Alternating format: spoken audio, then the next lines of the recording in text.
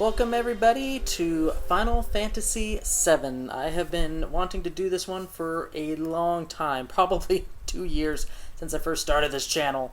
So anyway, yeah, I'm going to be doing it.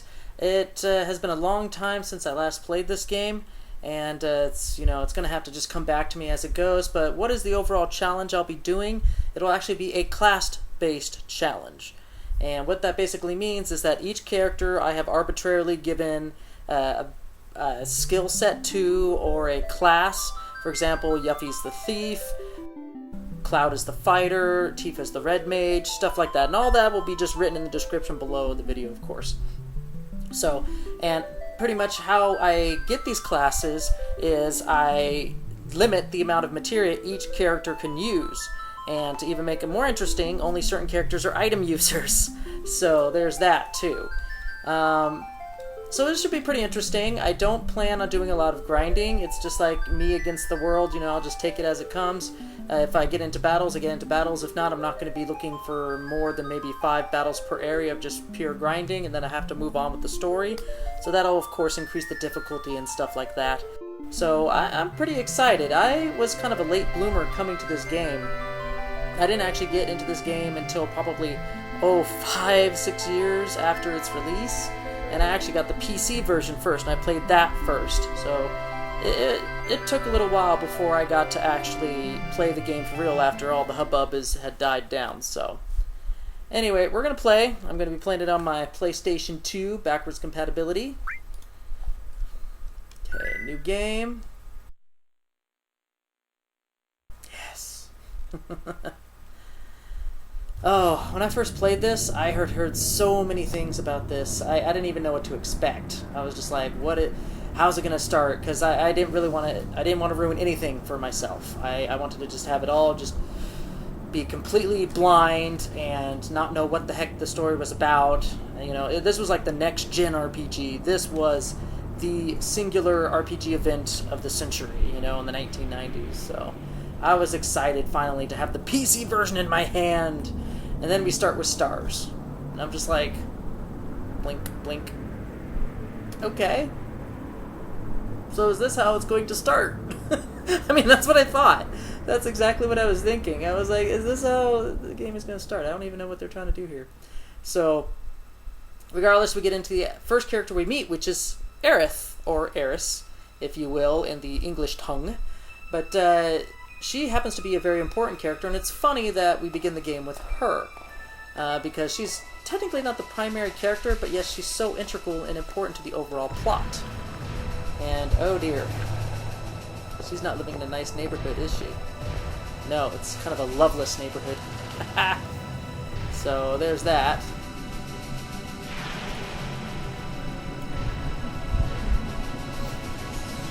And then we get to the main city of Midgar. Oh, Final Fantasy VII, 1997. I thought it was like 1995 or some such, but no, it was actually in 1997 this was released the first time. So that makes it... Wow, that was like 2002, 2003 that I first played this game on the PC. Now I'm finally playing its original incarnation on a PlayStation, actually. So it's about time. And I actually got the black label too, which was not very cheap, I'll tell you that right now. It was kind of expensive. But regardless, I got the black label. I'm happy I got my own firm copy. Look at the pixels! Yes! Pixels, pixels. Oh no. And there's our next big main character, who were introduced before we even introduced to Cloud. Come on, newcomer, follow me! Well, first I'm gonna raid this guy's pockets and get a potion. Oh, dude, just...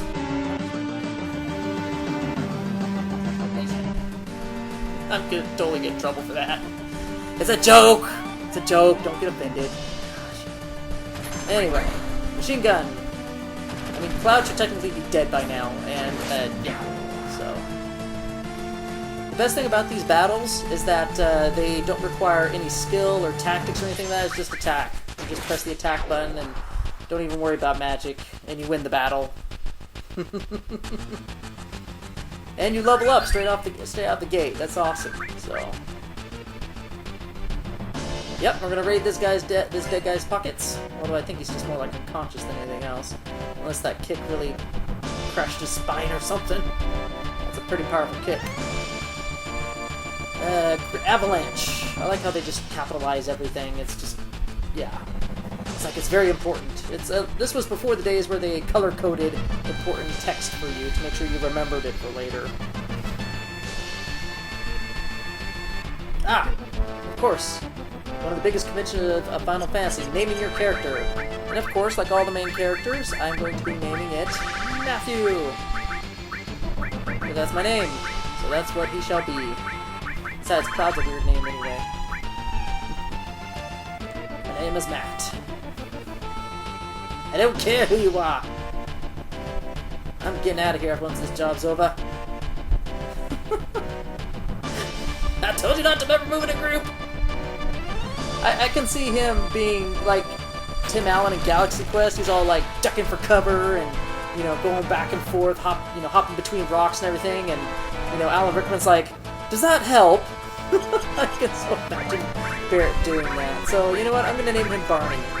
Yes, he is Barney for sure. That's just his name. Because it's silly. He's silly. Our first movie cinematic right after the intro, of course. We're looking up at the big reactor. This is our main goal.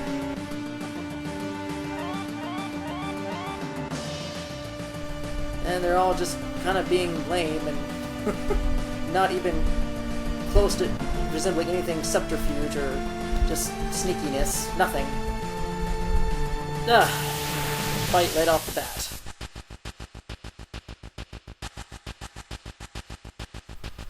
Another attack of the two soldiers, not too bad. Just attack and you're done with it. I just gotta love that about RPG logic. It's just, you know, these attacks that should, you know, blow away planets and decimate solar systems only do like a paltry 22 hit points of damage to your character or something, and I still live! Oh, I think Final Fantasy VII was the one that started the whole RPG ridiculous attacks of the boss type thing. You know, it's like a trope now. The final boss has got to have some sort of ridiculous attack that can't possibly be survived, and yet it doesn't even kill you at your max hit points. It's so funny. This is where all those animations got so ridiculous, was Final Fantasy VII. It started it all, I swear it did. Anyway, we get a full information, well, not fully we're not fully informed about what's going on with the Shinra and Mako and all that. That kind of gets illuminated on a little bit later in the game, but we get a little taste of why we're fighting with Avalanche at the moment, or why we're even bothering with them. We're basically, to put it simply, we're basically terrorists. We're trying to blow up a reactor, which is the power source for a lot of people, and not just, you know, the Shinra Corporation, but just normal, everyday living citizens who require and depend on that power. But first I'm actually going to go over here and grab a chest. But if you look at it in the eyes of the citizens, in the eyes of the people, that's what we are. We're terrorists. But in Barney's eyes, we're fighting for freedom and justice. We're fighting against the tyranny of Shinra, who is sucking the planet dry of all energy. So it's all about viewpoints in this particular game. Who's really in the right, who's really in the wrong. But of course, you know, the game kind of, you know, steamrolls you. The heroes are in the right. So, and here's a little more, you know, exposition on what's going on here. Why Barney believes the way what he does. And I like Jessie over there. She's just like a fly in the wall. She's like, I'm not getting in this conversation. I'm staying out of this. She's smart. She knows better than to piss off Barret. He's just an angry fuse waiting to happen.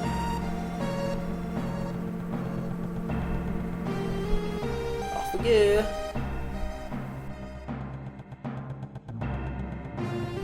Yes.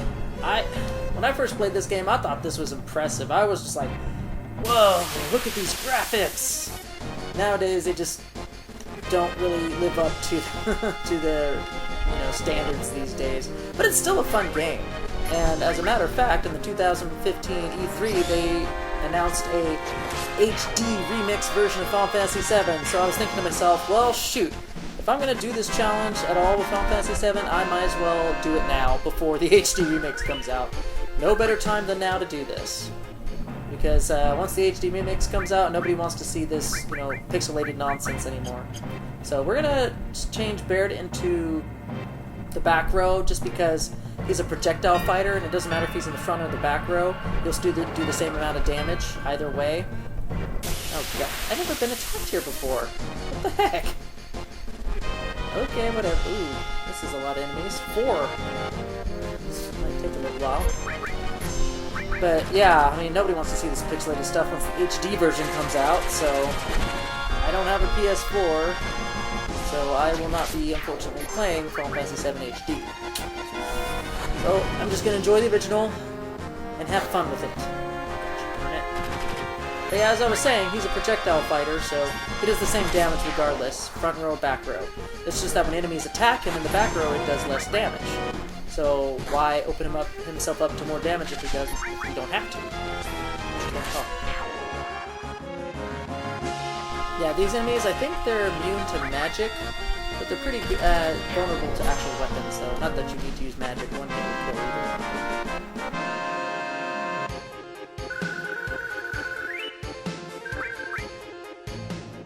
A lot of potions, which I'm probably not going to be using. This is pretty much a tutorial. I mean, this is the first time that any RPG has ever went 3D, well, that I know of. There's probably been an RPG before Final Fantasy VII that probably went 3D, but this is the one that, you know, catapulted the 3D RPGs into stardom. But yeah, it just kind of tells you the basic instructions on how to fight, how to move, things like that. And you, unless you are really trying, you really can't die in this intro sequence, not at all. And this is a save point. You will learn to treasure these throughout your time here.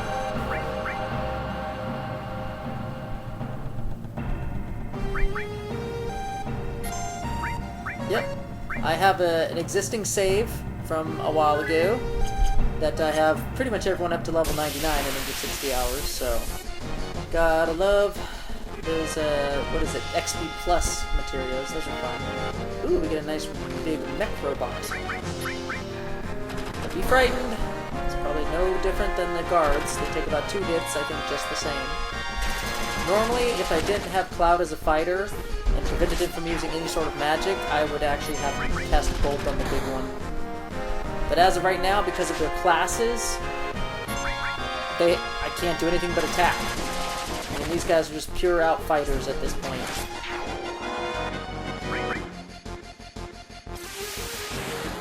So, I'd have to say this whole... Oh, and I get to show off a limit break right off. Braver. This is the first one. And that gets me to another part of my challenge that I will talk about. I am only going up to level 2 limit breaks with all these characters, because level 3 and higher are just overpowered as crap. And so, to make it more challenging on myself, I'm only going to limit my characters to level 1, level 2 limit breaks. All characters. You know, Eris included. So, that should be interesting. I'll probably use limit breaks I've never used before with other characters just because I've just skipped ahead to level 3 and higher. So, we'll see how well it turns out. Yay, restore Materia. I'm probably not going to be doing anything with it until we get back to Sector 7.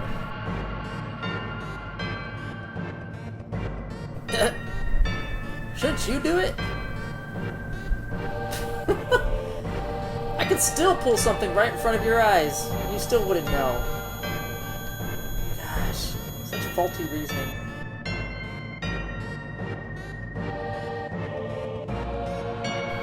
Hurry it up.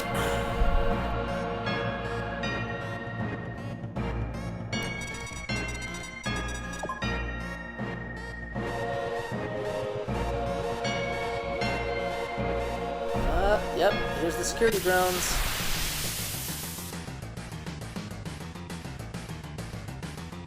I have a funny story about this. I feel so stupid about this. This was back in 1997-98 when this first came out. I know everybody in my high school was talking about playing it. And they were just like, whoa, Final Fantasy VII was the most awesome game ever. And they were talking about this Scorpion mech. I didn't know the Scorpion mech was the first boss of the game, and the one that you really, really have to try hard to die at. I mean, you gotta really just sucked terribly to actually die at this boss. And not wanting to be left out of the cool circle, I said, yeah, I played Final Fantasy VII before too, and I totally died at that boss. And they're just like looking at me like, really? Wow, you suck, Matt. I had no idea. And then when I finally played it later in 2001, 2, whatever, right, the year I played it in, I got to the boss and I pretty much beat him my first try. I'm like, oh, I feel stupid now for saying that. But I just wanted to be part of the cool circle, talking about Final Fantasy VII with the rest of my friends. It didn't quite work. Oh, yep. This is it. Don't attack. Otherwise it's going to counterattack with a laser, which, after 2 or 3 lasers, could probably kill you. But again, you'd have to be really ignorant and continue to attack this creature after Cloud told you not to. So basically it's just a patience game. How patient are you? The tail will go down and you'll be able to beat this thing no problem at all. So it just takes longer than you think. There we go. Now we can attack this thing. So, I mean, I almost don't even consider this a boss because the boss music doesn't even play. You know, it's just there. It should be almost dead at this point. I think a couple more attacks or a limit break might do it.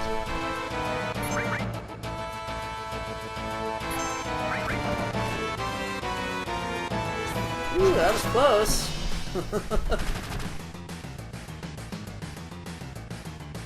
I'm so used to casting Bolt with Cloud, which would speed up this battle considerably. But since Barney is the item user and Cloud's getting a little bit low on health, and he's targeted next, I'm gonna give him a potion. Cloud is not an item user, per my challenge, which is going to make a later battle very tough. I'm honestly not sure how I'm going to get around it, or if I'm going to have to make an exception for that battle. I really don't know. So it probably looks like I'm going to finish him off with a Braver. And if you're not sure which battle I'm talking about, it is the one with Rufus at the top of Midgard Tower. That's the one I'm not sure how I'm going to get around no items. I'll have to think about that one. Ah, the assault gun.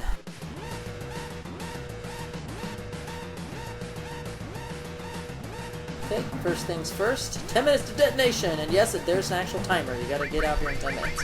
But let's just equip him with the assault gun, which puts him at the same power level as Cloud. He was actually weaker than Cloud before this point. Now he's at the same power level. Go figure. So, we're going to save it right here, I know, in the middle of a climactic scene, and we'll be back in the next episode. So, let's give a quick save here. Yep, right there.